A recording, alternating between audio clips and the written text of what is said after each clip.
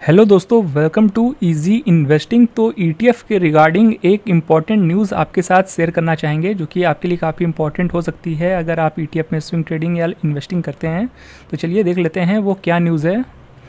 तो देख सकते हैं जैसा कि ये है द इकोनॉमिक्स टाइम्स की न्यूज़ जो कि आप यहाँ पढ़ सकते हैं। ईटीएफ के प्राइसिंग को लेकर के यहाँ पर थोड़ा सा चिंता का विषय बताया गया है जो कि आप यहाँ पढ़ सकते हैं। ETF trading abnormal prices due to high volatility.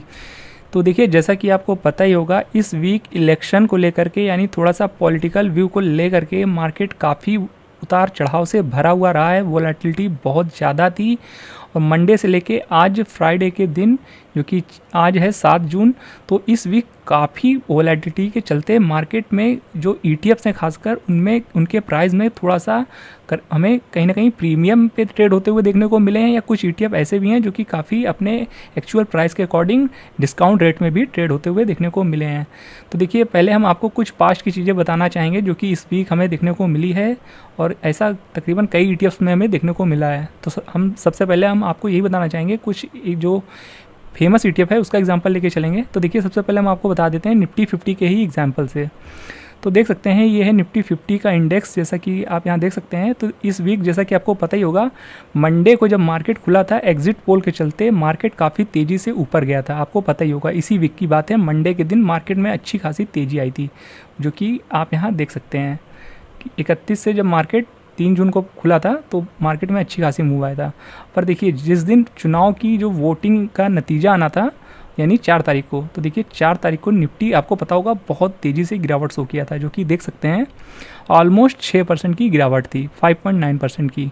पर देखिए, इस इंडेक्स को जो कि कवर करता है निफ्टी 20 ईटीएफ, उस ईटीएफ में देखेंगे तो हम आपको दिखाना चाहेंगे उसी सेम डे यानी 4 तारीख को देख सकते हैं यहाँ पर सिर्फ और सिर्फ 2.97% की ही गिरावट हमें देखने को मिली।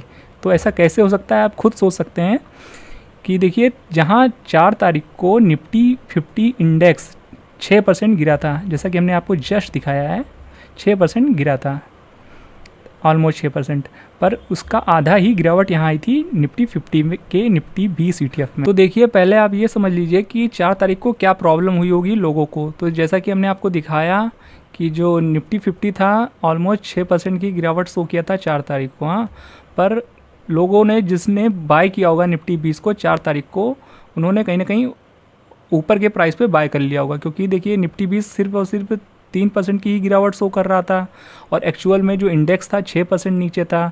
तो जिन लोगों ने यहाँ पर सेल किया होगा उनको तो चलिए फ़ायदा हुआ एक तरह से, क्योंकि मार्केट कितना डाउन था पर भी फिर भी निफ्टी 20 ऊपर था तो ऊपर के प्राइस में बेच ले गए।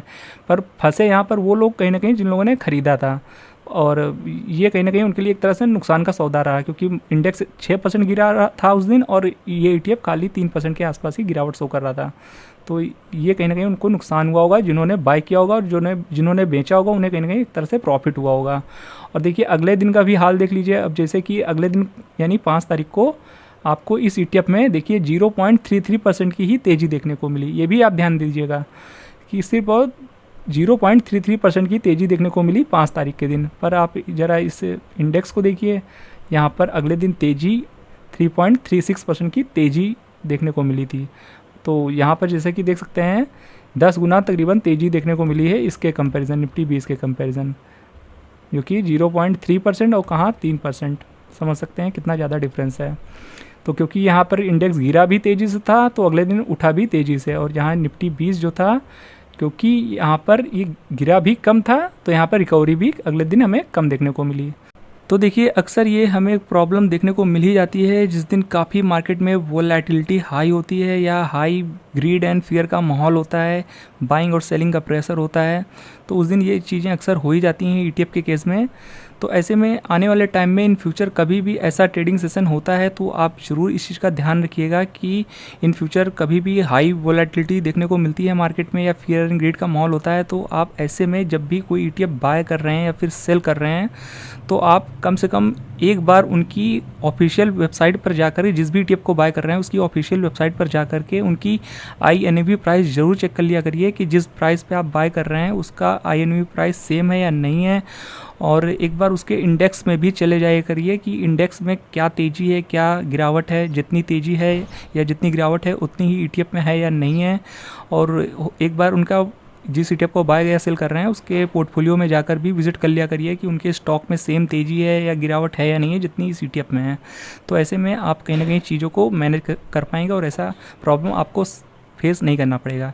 और ये अक्सर तभी होता है जब मार्केट में काफ़ी वोलेटिलिटी हाई होती है, जैसा कि बीते कुछ ट्रेडिंग सेशन में देखने को मिला है। मंडे को उतना मार्केट ऊपर था, फिर गिरा मार्केट, अगले दिन फिर वापस से 2-3 दिनों से मार्केट रिकवरी कर रहा है। तो ऐसे में अक्सर हमें ये चीज़ें देखने को मिल जाती हैं। और यहाँ पर भी सेम चीज़ें बताई गई हैं, आप यहाँ पूरा डिटेल्स में पढ़ सकते हैं, पर हमने आपको सारी चीज़ें ऑलरेडी क्लियर कर दी है।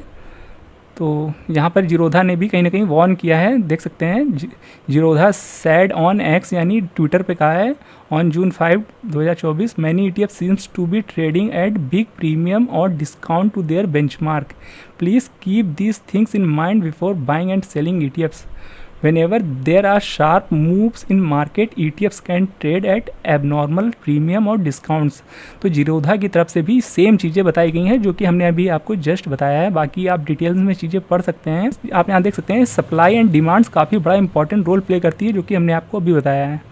तो जब भी सप्लाई काफ़ी तेज़ी से बढ़ जाती है तो ETF का प्राइस अपने एबनॉर्मल प्राइस से, जो कि रियल प्राइस होता है, उससे काफ़ी ऊपर जा सकता है सप्लाई बढ़ने पे। और डिमांड अगर घट जाती है इन केस, तो ऐसे में जो उसका रियल प्राइस है उससे भी नीचे जा सकता है ETF का प्राइस। तो बाय और सेलिंग के टाइम आप इस सब थोड़ा चीज़ें देख लिया करिए जब भी आप बाय करेंगे। बाकी मार्केट एंटिसिपेशन भी इंपॉर्टेंट रोल प्ले करती है, जो कि आप यहाँ पढ़ सकते हैं। और बाकी आप यहाँ देख सकते हैं जीरोधा ने स्क्रीनशॉट भी शेयर किया है। और आप यहाँ देख सकते हैं निफ्टी 20 का प्राइस है जो कि 250 पे था उस दिन, और बैंक 20 आप देख सकते हैं 2% की गिरावट पे, जूनियर 20 4% गिर चुका है, और नेक्स्ट 50 IETF में 5% की गिरावट है। तो ऐसे में देख सकते हैं सब ETF में गिरावट थी, पर निफ्टी 20 पॉजिटिव में ट्रेड करते हुए देखने को मिल रहा था। तो ये सारा कुछ जीरोधा ने कहीं ना कहीं अपने ट्विटर पे शेयर किया स्क्रीनशॉट। तो ये सारे चीज़ें हैं जो कि आपको कहीं ना कहीं ध्यान रखना चाहिए। यहाँ पे यही बताया जा रहा है कि INAV कैसे चेक करना होता है, वो वगैरह वगैरह। तो देखिए INAV सेम इसी ही चेक करना होता है। जैसे कि मान लेते हैं आपको अगर मोतीलाल ओसवाल का ETF बाय करना है, कोई भी मान लेते हैं मोन 100 बाय करना है, तो आप सिंपली मोतीलाल ओसवाल की ऑफिशियल वेबसाइट पर जाइए, ETF सेलेक्ट करिए, वहाँ पर ETF की सारी लिस्ट आ जाएगी।